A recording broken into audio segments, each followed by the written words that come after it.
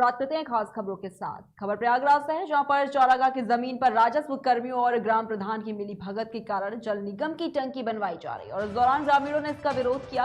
वहीं पट्टाधारकों ने कहा कि हमारे पट्टे की जमीन पर यह निर्माण कराया जा रहा है। निर्माण का विरोध करने पर राजस्व विभाग के कर्मचारियों ने मुकदमे में फंसाने की धमकी दी है। हम यहाँ जो है 97 से हमको पट्टा मिला है। हम लोग यहाँ जो है अपना जो है जोत बोल रहे थे, उसमें खसरा कटौने सब हमारा लोग क्लियर है। यहाँ नायब साहब आए सर जो है नपवा करके ज़बरदस्ती यहाँ जो है जल निगम से टंकी बनवा रहे हैं। सर कहने पर जो है हम लोगों को खिल्ला हवाड़ी बताए।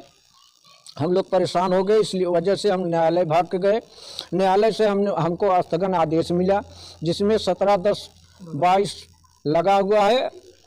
वही स्टे ले आकर के हम लोग यहाँ जो है रुकवा दिए हैं काम। सर इन पर 328 नंबर 97 से हमारा पट्टा है और ये ज़मीन हम लोगों को मिली है और जोत बो रहे थे।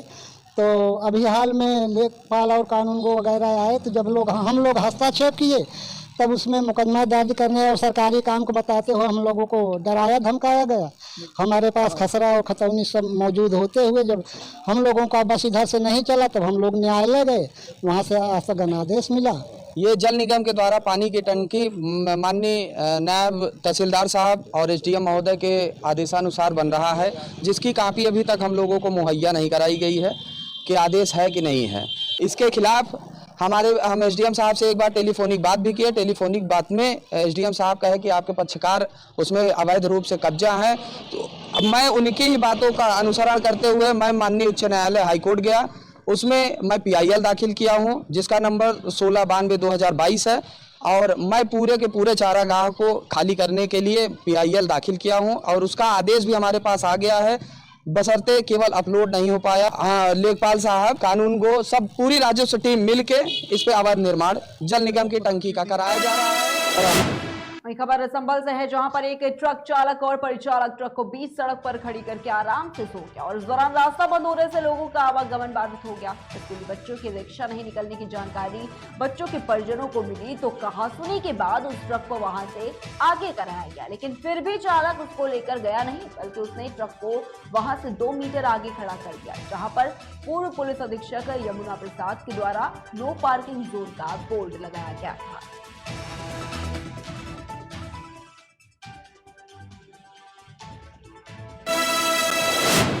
वहीं खबर उत्तराखंड के सुल्तानपुर पट्टी से है, जहां पर नशे के खिलाफ चलाए जा रहे अभियान के तहत सुल्तानपुर पट्टी चौकी पुलिस ने एक महिला को प्रतिबंधित 75 नशीले इंजेक्शन के साथ गिरफ्तार किया है। पुलिस ने महिला के खिलाफ मुकदमा दर्ज कर उसे न्यायालय भेज दिया है।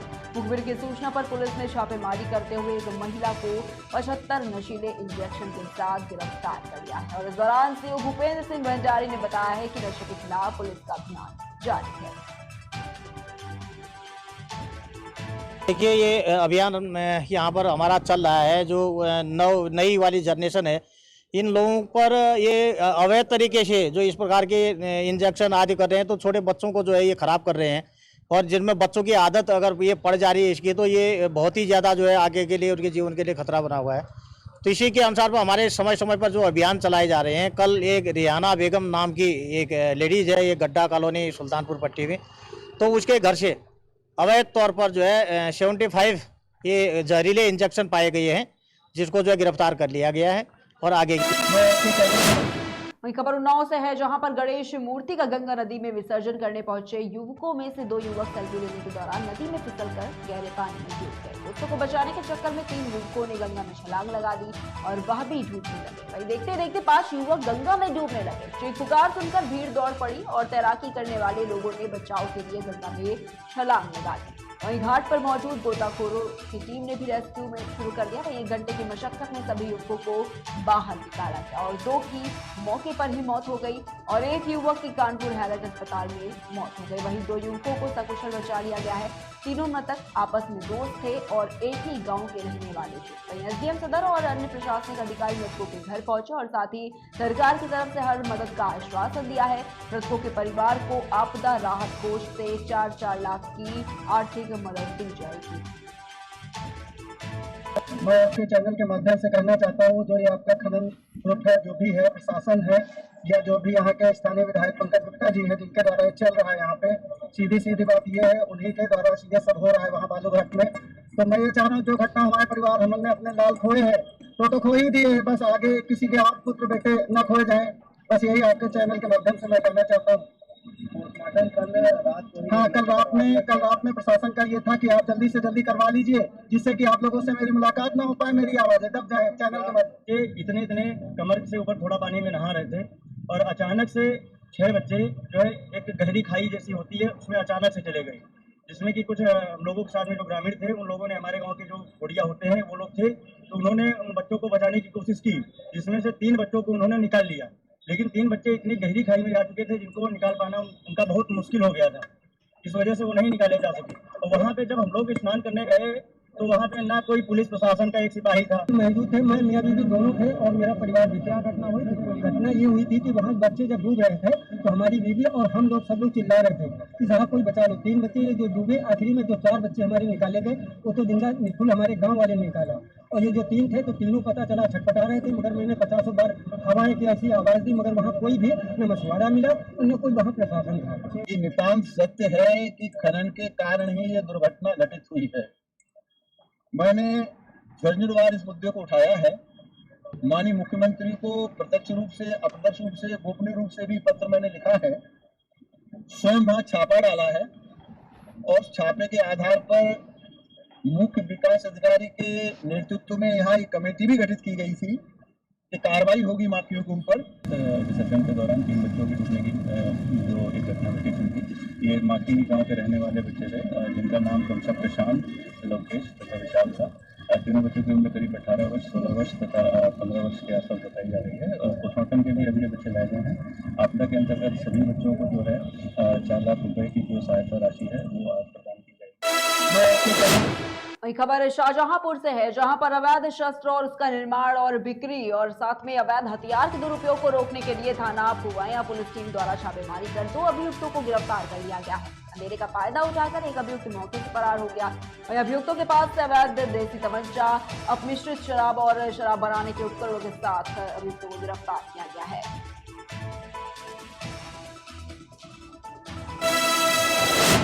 वहीं सोनभद्र के पन्नूगंज थाना क्षेत्र के एक गांव में लव जिहाद का मामला सामने आया है। जी हां, आपको बता दें कि पारिवारिक मित्रता के संबंध की आड़ में एक युवक ने ननिहाल में रह रही एक 12 वर्षीय बालिका को बहला फुसलाकर उसके साथ शारीरिक संबंध बनाया और मामला तब सामने आया जब पीड़िता गर्भवती हो गई और उसके बाद भी प्रकरण को गांव स्तर पर ही संभालने करने की भी कोशिश होती रही। आपको बताना चाहिए कि देर रात परिवार के लोगों ने दबाव मानने से इनकार करते हुए पुलिस में तहरीर दी, तब जाकर पुलिस ने मामले की तहरीर पर आरोपी को गिरफ्तार कर मामले की कार्रवाई शुरू कर दी है। क्या हुआ है तुम्हारे साथ? सरफराज नाम का लड़का है। शमशाद? सरफराज कहाँ का है? यही का पढ़ी का। पढ़ी कहाँ? तो क्या हुआ बताओ। मेरे साथ शारीरिक संबंध बनाया, उसका बच्चा है मेरे पेट में, रखने के लिए बोले हैं तो कह रहा है अपना धर्म बदलो तब तो कहा है कि धर्म बदलो तो रखेंगे, और उसके माँ बाप से नहीं बताई तो? पता है। तो वो लोग क्या कह रहे हैं? कि माँ भी कह रही है। हिंदू नाबालिग लड़की के साथ मोनू सरफराज नाम का एक लड़का लड़की को बहका फुसला के उसके साथ बलात्कार किया। बलात्कार करने के बाद जब लड़की गर्भधारण कर ली तो उसके बाद उसके पिता ने और उसकी माँ और साथ एक और षड्यंत्रकर्ता ने उसको धर्मांतरण करने का दबाव बनाया। लड़की धर्मांतरित करने को तैयार नहीं हुई तो लड़की को पुलिस के पास जाने की मजबूरी है। पुलिस के पास जब FIR के लिए उन्होंने आवेदन दिया तो उस तहरीर को बदल के एसओ के द्वारा अपनी मनगढ़ंत एक रिश्तेदार से, नजदीकी लड़की के पीड़ित के नजदीकी रिश्तेदार से तहरीर लेके काल्पनिक रूप से FIR दर्ज कराया गया। बलात्कारी का बाप और उसकी माँ और तीसरा षड्यंत्रकर्ता वही मौलवी है जिसका मुझे नाम नहीं मालूम है, वो तीसरा षड्यंत्र वही। और जिले में इस प्रकार की तमाम घटनाएं आ रही हैं, लेकिन ये जब मीडिया के संज्ञान में आती है तब इसका प्रचार प्रसार में आता है। बाकी शेष घटनाओं को प्रशासन के द्वारा इसी तरह दबा कुछ दिया जाता है। आज सुबह पटना तिराहे के पास से अरेस्ट किया गया है। यह अपराध धारा 376 AB IPC, पॉस्को एक्ट की धारा 5M, 5A, 2 और 6 के अंतर्गत पंजीकृत किया गया है। पकड़ा गया आरोपी सैफुद्दीन सरफराज पुत्र इमानुद्दीन, उम्र 19 वर्ष, निवासी पटरी कला थाना पन्नूगंज का है और अभियुक्त ने जो अपराध किया है उसको चोराटा में। वहीं खबर रीवा के चोरहटा थाना क्षेत्र की ग्राम भिटुआ गांव से है, जहां पर बच्चा चोरी के शक में 2 युवकों को स्कूल में बंधक बनाकर उनकी जमकर पिटाई कर दी गई। वहीं गांव वालों का यह आरोप है कि स्कूल जाते समय बच्चे को आरोपी अपने साथ ले जाते दिखे। अभी गांव वालों ने स्कूल में ही बंधक बनाकर आरोपियों की जमकर पिटाई कर दी और मामले की सूचना पुलिस टीम को दी, जिसके बाद पुलिस ने मौके पर पहुंचकर आरोपियों को अपनी हिरासत में लिया और पूछताछ भी शुरू कर दी। चोराटा में जो है एक बच्चा अवयस्क था, वो अपने रिश्तेदार के यहाँ जाना चाह रहा था और चूंकि दूर की रिश्तेदारी थी, घर का उसको पता नहीं था। उसको ये जानकारी थी कि जोरोका स्कूल में उसके बच्चे पढ़ते हैं, उसको नाम लेकर के उस बच्चे को ले आया। बच्चा भी उससे परिचित नहीं था, तो लोगों को इस बात की शंका हो गई कि कहीं ये जो है बच्चा चोरी करने वाला गैंग तो नहीं है, जबकि वो रिश्तेदार था और उसको उसके घर के एड्रेस और पता करने के लिए, उसको घर का पता पूछने के लिए उसको उसने बुलाया था। लेकिन लोकल लोगों को ये शंका हुई कि ये बच्चा चोरी गैंग से संबंधित व्यक्ति है, तो उसके साथ बंद करके मारपीट किया, पकड़ा। ये संज्ञान में पुलिस के आया है। चोराटा टीआई ने इसको जो है विषय जब आने पर इसमें प्रकरण 363 का पंजीबद्ध किया है और दोनों आरोपी जो जिनने मारपीट किया उसको। वहीं खबर बाराबंकी के जैतपुर विधानसभा से है, जहां पर हरक ब्लॉक की ग्राम पंचायत मोथरी में मिनी सचिवालय सालों से खंडहर पड़ा हुआ है। लोगों का ये कहना है कि कई बार इसकी शिकायत भी की गई, लेकिन कोई कार्रवाई नहीं की जा रही है।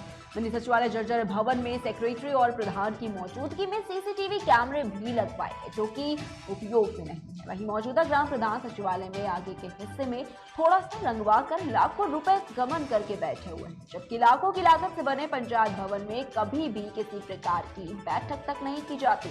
अब देखने वाली बात यह होगी कि प्रशासन इस पर क्या कार्रवाई करता है।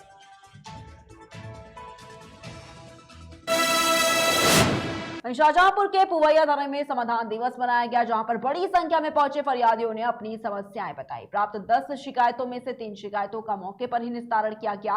वहीं एसपी ने अन्य शिकायतों के लिए पुलिस एवं राजस्व विभाग की संयुक्त टीम गठित कर तत्काल निस्तारण करने के निर्देश भी दिए। समाधान दिवस का मकसद ही यही है कि जो ऐसे मसले आते हैं जिसमें पुलिस और रेवेन्यू इन दोनों का साथ में जाकर उस मामले का निस्तारण किया जाना आवश्यक होता है। ऐसे ही मसले थाना दिवस पे लिए जाते हैं और जैसे आप देख रहे होंगे यहाँ पे एसडीएम साहब भी हैं और तमाम जो रेवेन्यू के स्टाफ भी हैं, और जो ऐसे मामले जो पहले से भी लंबित चल रहे हैं उनका भी निस्तारण इसी अवसर पर किया जाता है। आज 10 प्रकरण अभी आए हैं, जिनमें से 3 का यहाँ मौके पर निस्तारण हो चुका है। बाकी इसके लिए टीमें गई हुई हैं और इसकी रिपोर्ट शाम तक मुख्यालय में आती है। यदि ऐसा कोई मसला है जिसमें और आगे कार्रवाई करने की आवश्यकता होती है तो वो टेकअप हो जाता है बात के लिए, और प्रयास ये रहता है कि जनता को बार बार आने का रखना आवश्यक। वही खबर तेलंगाना से है, जहां पर गणेश उत्सव के मौके पर भारी संख्या में लोग मौजूद रहे। नगर में गणेश उत्सव कमेटी ने उत्सव में आए सभी लोगों का स्वागत किया है। वही आपको बता दें कि गणेश उत्सव कमेटी ने मुख्य मेहमान ग्रेटर हैदराबाद नगर निगम के पूर्व अध्यक्ष सुब्बा रेड्डी को शॉल उड़ाकर उसका सम्मान किया और इस मौके पर उन्होंने कहा कि तेलंगाना हर त्योहार को मिलजुल कर ऐसे ही मनाता है और गंगा जमुनी तहजीब को बरकरार ऐसे ही रखना चाहिए।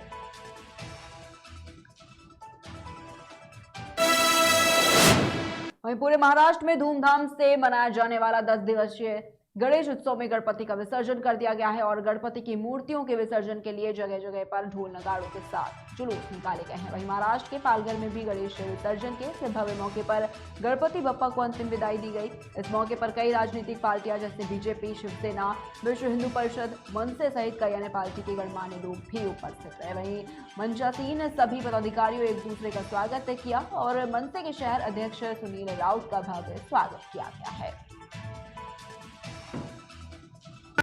नाम बताइए जरा। मेरा नाम भोलानाथ तिवारी। अच्छा सर, आप कितने दिन से गणपति बिठाते हैं? कितने साल से? 27 साल हो गए। 27 साल हो गए। अच्छा अच्छा। तो ये फूलों के राजा बहुत सुना, पालघर में बहुत फेमस है फूलों का राजा। इसका कारण आप बताएंगे क्या, क्यों हमारे आता है?